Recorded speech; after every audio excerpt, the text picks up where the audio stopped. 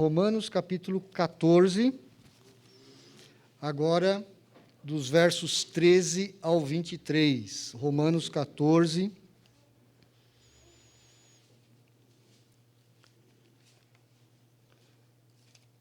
do verso 13 ao 23. Só para lembrar você de alguns posicionamentos, nós estamos na sessão que começou no capítulo 12, verso 1, que é chamada a sessão prática do livro de Romanos. E no capítulo 12 e no capítulo 13, Paulo está dando diretrizes gerais a respeito de práticas que nós devemos ter.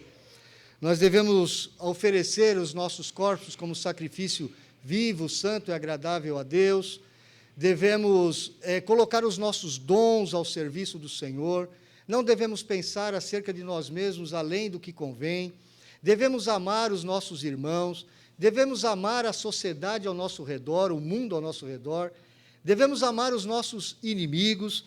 Devemos nos submeter às autoridades por amor ao Senhor, para glorificar o nome do Senhor. E a partir do capítulo 14, ele começa a trabalhar questões práticas, mais práticas ainda, na igreja de Roma. Problemas que estavam acontecendo na igreja de Roma. E havia uma divisão ali.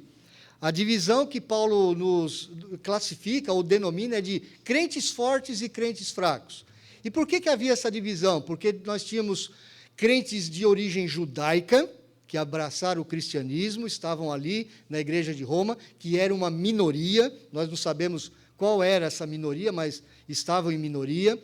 E temos os crentes chamados fortes, que normalmente eram os crentes gentílicos, os crentes de origem romana ou de qualquer outra origem, de outros povos que haviam abraçado o evangelho, e muitos tinham vindo de uma vida pagã.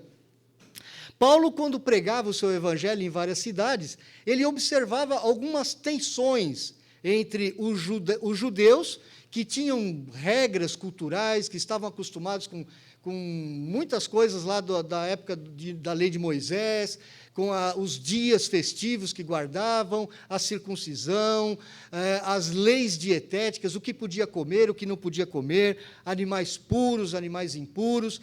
E isso era um problema, às vezes, dentro da igreja, porque os crentes chamados fortes, inclusive Paulo, e Paulo era um judeu, Paulo era um fariseu, não é todo judeu que era um crente chamado fraco.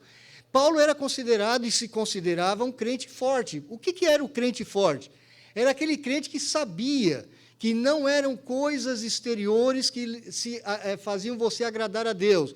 Eles eram salvos pela graça, por meio do evangelho, do puro evangelho. E nada poderia tirar ou acrescentar aquele evangelho diante de Deus. Nós vimos, na primeira parte do capítulo 14, a primeira exposição do problema, como que aquele problema se apresentou. Eu dei bastante detalhes, você pode ver essa pregação de 2 domingos atrás. Depois nós trabalhamos o que Paulo trabalha a respeito dos crentes fracos, aqueles crentes que costumavam a julgar e condenar aqueles chamados fortes, porque tinham algumas práticas. Hoje nós vamos ver as advertências que Paulo faz aos crentes chamados fortes, aos crentes que estavam, muitas vezes, menosprezando os crentes mais fracos.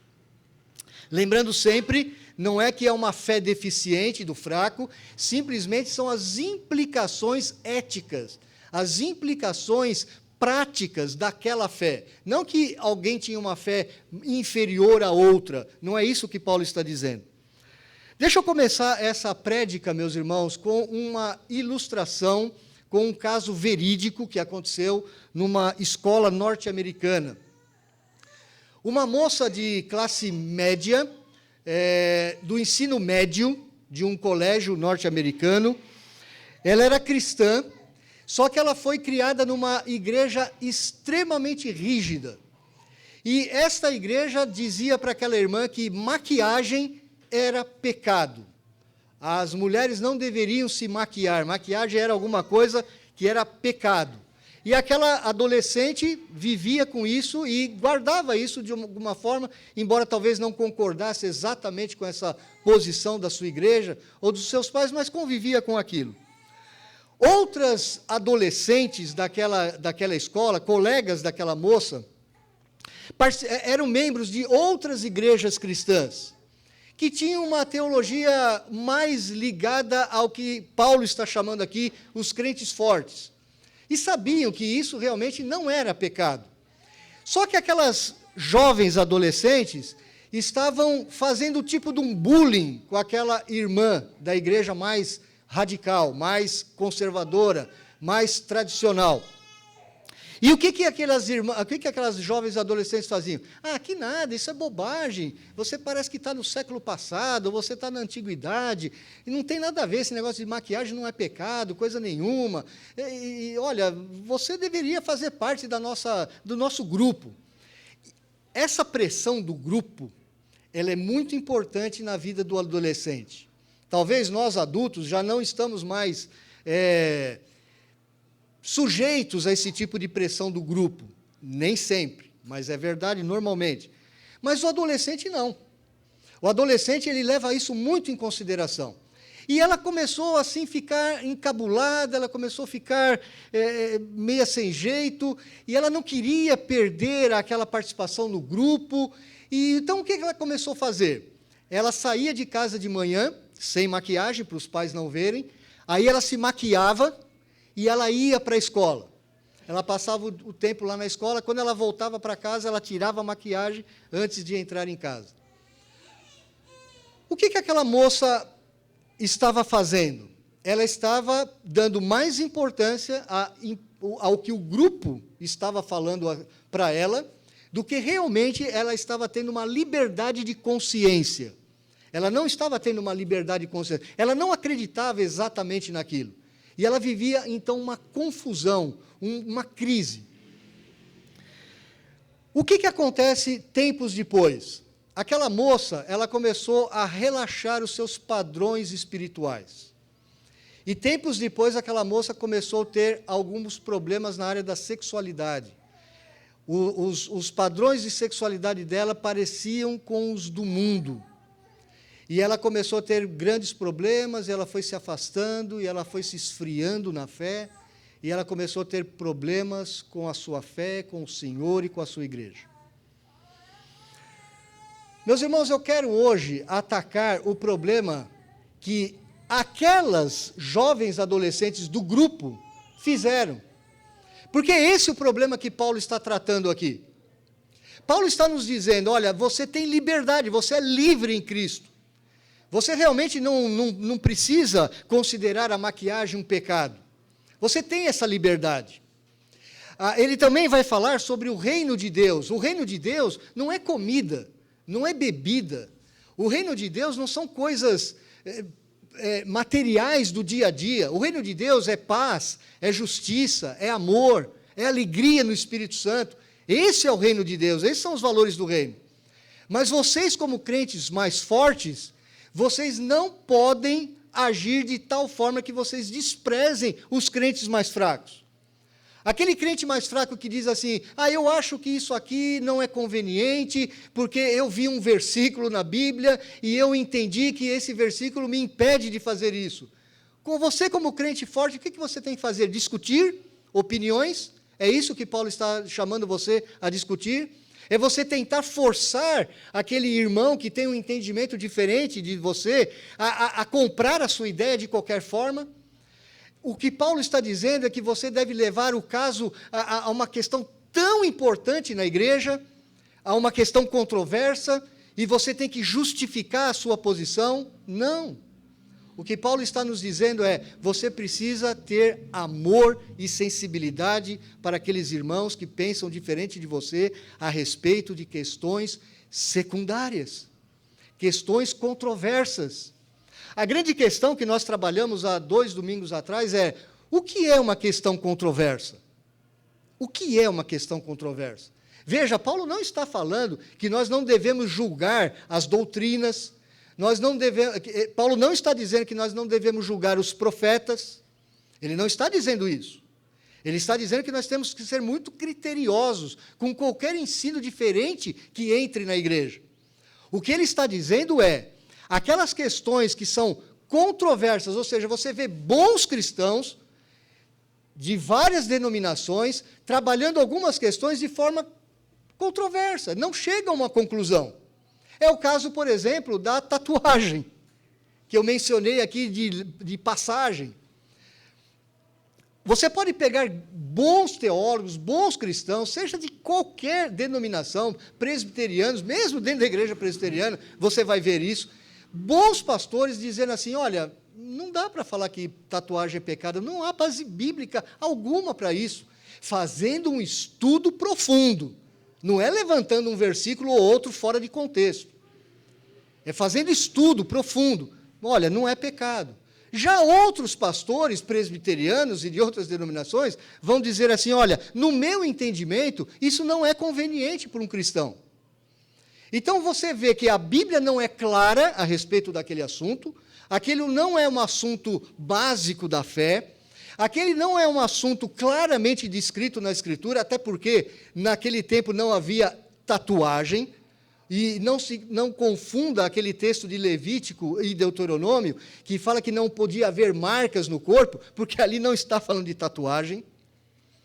Então, são questões controversas que você vê bons cristãos, cristãos sérios, que não chegam a um senso comum. Esse é um item secundário. Esse é um item de controvérsia. Ele não mexe com as nossas estruturas de fé. Ele não mexe com os nossos padrões de fé. Ele não mexe com a nossa confissão de fé. Ele não mexe com o nosso catecismo. Ele não mexe com os grandes documentos da história da igreja cristã. Você não vai ver nenhum deles tratando sobre maquiagem ou que eu acabei de falar, a tatuagem. Maquiagem e tatuagem. Não há tratamentos assim. E se eu fizer um estudo bíblico aprofundado com você, eu vou mostrar isso claramente para você. Agora, o que você, como crente mais forte, tem que fazer? Você tem que respeitar o seu irmão quando ele tem uma posição diferente de você. Mesmo que, e não é para você tentar convencê-lo, foi o que Paulo começou a nos dizer. Olha, não despreze o crente mais fraco para discutir opiniões. Isso nós já vimos. Agora eu quero ler o texto com você e mostrar como que Paulo faz isso. A partir do verso 13. Não nos julguemos mais uns aos outros.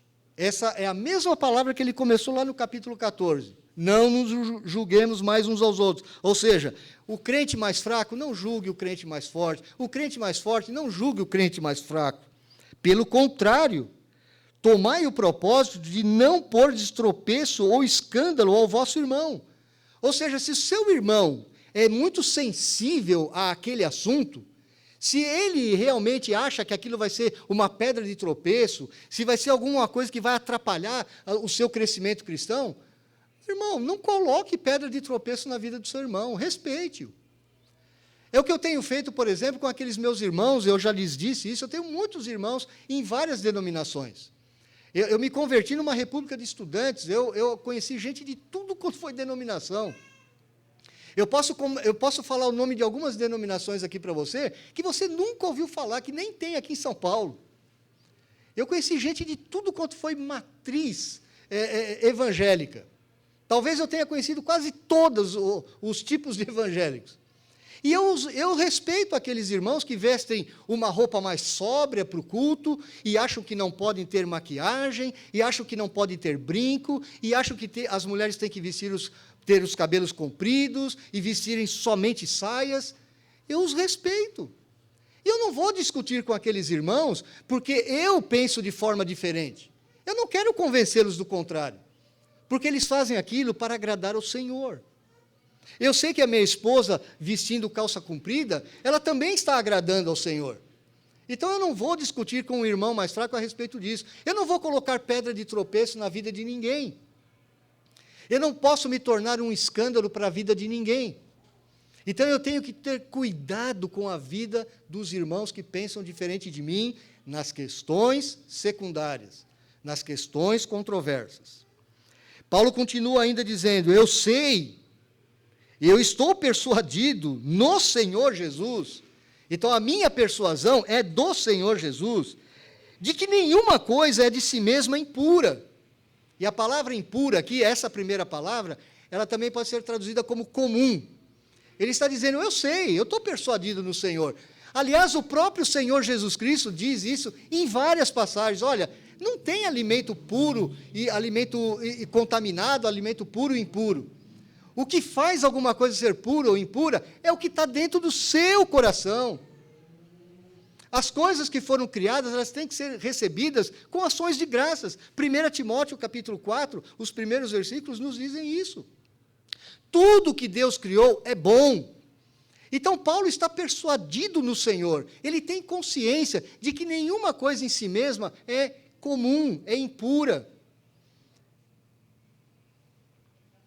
Salvo, veja, ele continua, salvo para aquele que assim a considera. Para esse é impura. Então, Paulo está falando para alguns irmãos dentro da igreja de Roma, essas coisas que eu acho que são comuns, que são puras, tem irmãos dentro da igreja que acham que são impuras. São comuns, não deveriam fazer parte da vida da igreja. O próprio apóstolo Paulo está dizendo, não sou eu que estou dizendo, é o texto que está dizendo. Eu estou persuadido, mas para aquele que assim o considera, para esse é impura. Bom, aí ele continua falando sobre essa liberdade que ele tem. Se por causa de comida o teu irmão se entristece, já não anda segundo o amor fraternal. Então, meu irmão, o irmão mais forte, que comia carne, que bebia vinho, olha, se o teu irmão que tem uma mente mais sensível, uma consciência mais sensível, se ele se escandaliza com isso, se você tá machucando o irmão, se o irmão está se entristecendo com isso, abra mão da sua liberdade. Não coma carne, não tome vinho, porque o seu irmão está sensível. Se ele se entristece com isso, e você continua fazendo, você não está andando segundo o amor. Você não está tendo amor com o irmão mais fraco. Continua o verso 15. Por causa da tua comida, não faças perecer aquele a favor de quem Cristo morreu. Olha um grande motivo pelo qual você não pode colocar pedra de tropeço na vida do teu irmão mais fraco. Porque Cristo morreu por ele. Aquela menina, aquela adolescente, ela acreditava, pelo menos a gente não sabe exatamente o que realmente ela acreditava, que maquiagem era pecado. O que as outras adolescentes deveriam ter feito? Terem respeitado a menina. Eu não vou caçoar da menina, eu não vou encher o meu rosto de maquiagem e falar, tá vendo, ó, eu me maquio, eu sou mais bonita do que você, ou qualquer tipo de bullying nesse sentido. Não, eles deveriam ter respeitado, olha, você pensa de forma diferente, e eu amo você, você é minha irmã em Cristo, e eu vou andar junto com você. Eu vou te aceitar como você pensa. É isso que Paulo está falando. Se por causa da minha maquiagem, o irmão está entristecido, o irmão está abalado, eu vou deixar de fazer maquiagem.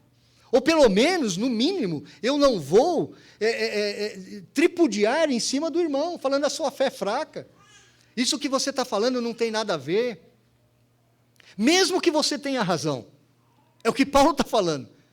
Você pode ter razão. Como Paulo tinha razão, ele sabia, muitas coisas não eram impuras em si mesmas. Mas eu não vou, por causa disso, deixar de amar o meu irmão. Não seja, pois, verso 16, não seja, pois, vituperado o vosso bem. Vituperado o vosso bem não seja desprezado a sua liberdade. Por quê? Porque essa tua liberdade, ela pode ser mal vista pelos outros irmãos. Então, aquilo que para você é livre, é liberdade, você tem liberdade para comer a carne vinda do açougue ou tomar o vinho, para aquele irmão é um escândalo. Então, para que não seja atacada a sua liberdade, não faça. Não seja injuriada, não seja desprezada a tua liberdade, o teu bem, esse bem que você tem. Ele está falando com um crente forte aqui agora, com um crente de fé forte. E por quê, meus irmãos? Ele dá mais um motivo. Primeiro, Porque por aquele irmão mais fraco na fé, por ele Cristo morreu. Cristo deu a sua vida por aquele irmão. E ele deu a vida por aquele irmão para que ele fosse seu irmão. Então você não pode desprezar isso.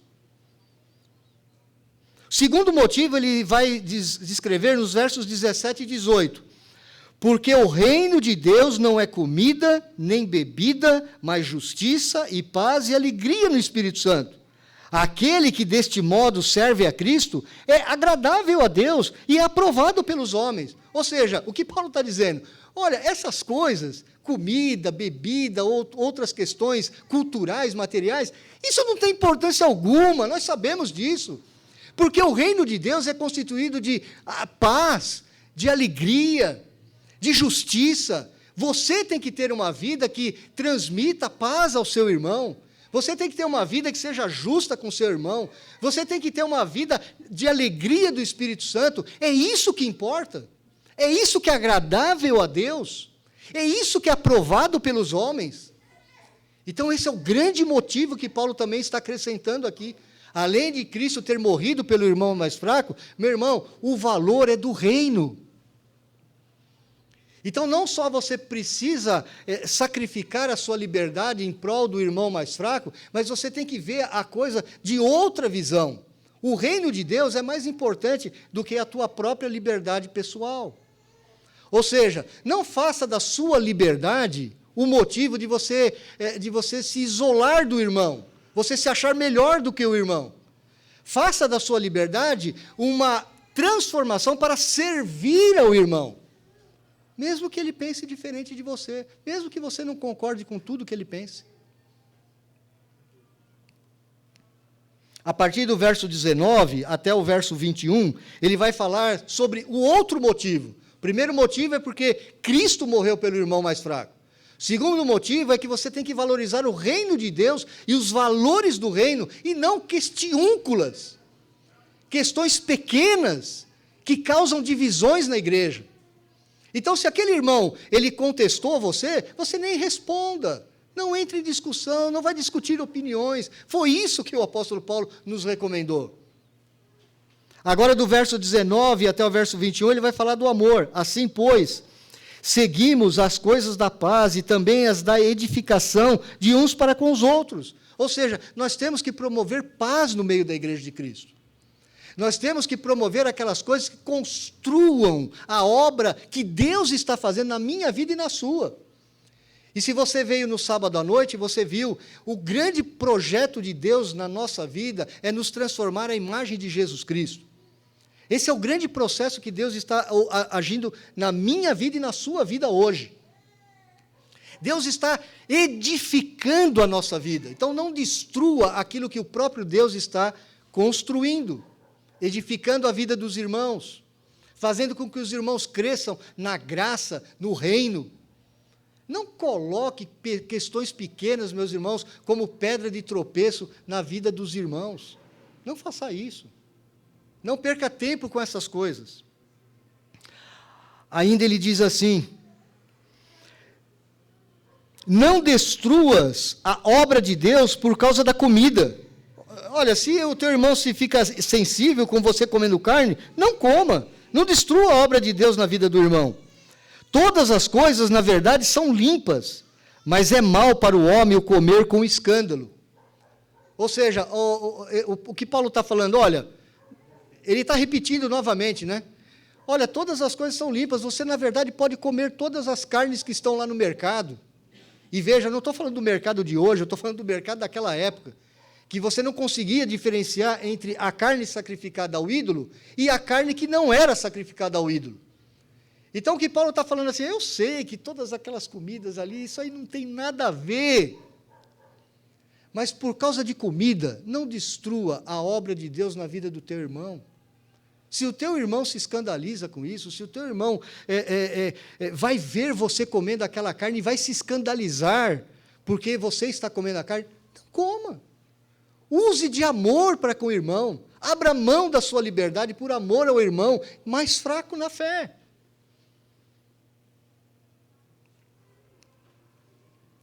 É bom não comer carne, nem beber vinho, nem fazer qualquer outra coisa com que teu irmão venha tropeçar, ou se ofender, ou se enfraquecer. E foram o que aquelas meninas fizeram. E o que elas fizeram não é bom. Não foi bom. Porque fizeram com aquela irmã mais fraca tropeçasse. Porque ela não tinha ainda muito claro na mente dela, ela não tinha uma consciência formada, consistente, a respeito daquele assunto. Eu lhes disse que uma irmã de uma outra igreja aqui do bairro, que não tem nada a ver com a nossa igreja presbiteriana, ela me ligou, indicado por uma outra pessoa, e ela estava em dúvida, uma moça de 20 e poucos anos, 24 anos, pastor, é pecado fazer tatuagem? Eu falei, não, irmã, não é. Mas deixa eu te dar um monte de motivo para você não fazer uma tatuagem. Eu não gosto que meus filhos façam tatuagem. O Daniel, ainda hoje a gente estava conversando, né, Beth? O Daniel não vai fazer tatuagem enquanto ele morar na minha casa, porque ele sabe que eu não gosto. Mas eu não posso falar para o Daniel que tatuagem é pecado, porque a Bíblia não diz isso, ela não ensina isso, meu irmão. E eu conversei com aquela moça, mostrei vários motivos. Eu falei, minha irmã, você é livre para decidir. Eu não vou decidir por você. Eu não vou falar para você o que é certo, o que é errado, nessa questão secundária, porque isso a Bíblia não é clara. Não adianta você usar aqueles versículos fora de contexto e falar assim, não, o nosso corpo é templo do Espírito Santo. Ah, meu irmão, desculpa, mas esse versículo não prova nada disso. Então, eu conversei com aquela moça um bom tempo, coloquei vários argumentos para ela, e ela estava próxima de fazer a tatuagem. Ela estava decidida a fazer a tatuagem. E o que ela fez? Ela falou assim, pastor, eu não vou fazer a tatuagem. Eu decidi não fazer, pelo menos por enquanto. Não sei se ela depois mudou de ideia. Mas não foi porque eu falei para ela que aquilo era pecado, que ela desobedeceria a Deus. Eu dei outras muitas razões. Inclusive uma razão que os jovens hoje não param para pensar. Por que você quer fazer alguma coisa? Qual é o motivo? O que leva você a tomar uma atitude? E a juventude hoje, ela praticamente não pensa mais assim. Ela não avalia o seu coração. O que vai no meu coração que está querendo que eu faça uma tatuagem? Porque todo mundo faz, porque os artistas famosos fazem, porque os jogadores de futebol fazem, porque os ídolos da mídia fazem. É por isso que eu quero fazer uma tatuagem? Outra razão que eu tenho dado para os irmãos mais jovens. A Bíblia fala que Paulo, por exemplo, ele carregava no seu corpo as marcas de Cristo. E sabe qual eram as marcas de Cristo que Paulo carregava no seu corpo? As várias chicotadas que ele havia levado por amor a Jesus Cristo. Se você olhasse as costas do apóstolo Paulo, provavelmente você ia ver uma coisa horrorosa, porque eram chicotadas em cima de chicotadas, em cima de cicatrizes, em cima de cicatrizes. Ele levou várias, 5, se não me engano, de quase 40 chicotadas cada uma. Você imaginou o que eram as costas do apóstolo Paulo? E ele dizia assim, eu trago no meu corpo as marcas de Cristo. Então, eu tenho dito para alguns adolescentes, olha, você quer fazer tatuagem por quê? Você vai glorificar a Cristo com isso? Talvez se você for missionário no Afeganistão, ou no Egito, ou na Indonésia, ou na Coreia do Norte, talvez você traga algumas outras marcas, algumas outras tatuagens por amor a Cristo. E essas eu tenho certeza que Deus vai se agradar de você.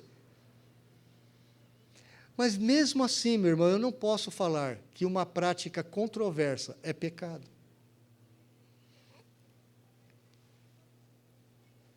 É bom não comer carne, nem beber vinho, nem fazer qualquer outra coisa com que o teu irmão venha a tropeçar, ou se ofender, ou se enfraquecer. O que nós precisamos ter de preocupação na nossa mente, meu irmão, é com a vida espiritual do nosso irmão. Não deixá-lo enfraquecer, não escandalizá-lo, não deixá-lo triste com a tua prática. Então, se você tem uma prática que está dentro das questões controversas, e você acha aquilo natural, e você tem liberdade, e você tem claro na sua consciência que aquilo não é pecado, cuidado com o seu irmão mais fraco. Cuidado para você não deixá-lo entristecido com aquilo. Nos versos 22 e 23, Paulo faz a conclusão e o fechamento. E, novamente, ele vai falar dos dois tipos de crentes, os crentes mais fracos e os crentes mais fortes. A fé que você tem, a fé que tens, você tem-na para ti mesmo perante Deus. É a tua fé com Deus. Bem-aventurado é aquele que não se condena naquilo que aprova. Agora veja o que ele está dizendo. Você tem que ter isso muito claro na sua consciência. Não foi o caso daquela adolescente do ensino médio da escola americana. Ela não tinha aquilo tão claro na sua mente. Então, se você percebe que um irmão também não tem tão claro aquilo, ele não te dá tantos argumentos consistentes a respeito daquilo que ele pensa, não vá discutir com ele. Não perca tempo com isso. A fé que você tem para Deus. Não é para dar conta para o seu irmão. A fé que você tem diante de Deus, perante Deus. Bem-aventurado, feliz é aquele que não se condena naquilo que aprova. Você também não pode se condenar, você tem que ter claro na sua mente o que realmente é a liberdade para você. Mas, verso 23, aquele que tem dúvidas é condenado se comer, porque o que faz não provém de fé, e tudo que não provém de fé é pecado. Essa é uma afirmação fortíssima. Meu irmão, você pode até estar fazendo alguma coisa correta, que o mundo todo olhe para você e fale assim, o que você está fazendo aí é correto, não tem problema nenhum. Mas se você estiver fazendo isso sem fé, se você estiver fazendo isso tendo dúvidas que aquilo que você faz agrada ao Senhor, você está pecando. Sabe o que o apóstolo Paulo está dizendo aqui? Que muitas pessoas no mundo, lá fora, estão fazendo coisas legítimas, porém sem fé, e são pecado. Descobrir a cura por uma enfermidade é uma coisa boa? Excelente. É a graça comum de Deus sendo derramada sobre toda a humanidade, não importa quem. E o cara descobre um remédio, a cura para uma doença, graças a Deus por isso, foi Deus que deu o dom para aquele homem.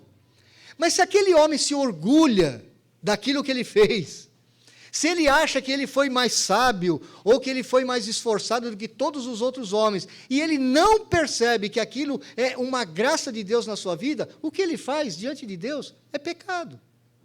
Não para a humanidade. Nós agradecemos por aquilo, porque você não conhece o coração do cidadão, inclusive, mas ele, diante de Deus, está cometendo um pecado. Aquela moça, do começo da nossa conversa, ela não tinha muito clara na mente dela o que era realmente pecado ou não. Então, o que foi mais importante para ela? Agradar o grupo das colegas do que realmente a sua convicção do que era pecado ou não. E ela preferiu agradar o grupo das amigas. Então, ela se maquiava de manhã, saía, ia para a escola, voltava, tirava a maquiagem. Aquilo era uma atitude de não correspondente à fé. O que a levou a se enfraquecer e a decair da sua vida espiritual. Então, o que Paulo está dizendo, irmãos, tomemos cuidado com o nosso próximo. Tomemos cuidado com a fé do irmão. Tenhamos amor. Abra mão da sua liberdade para servir ao irmão. E não despreze o irmão mais fraco.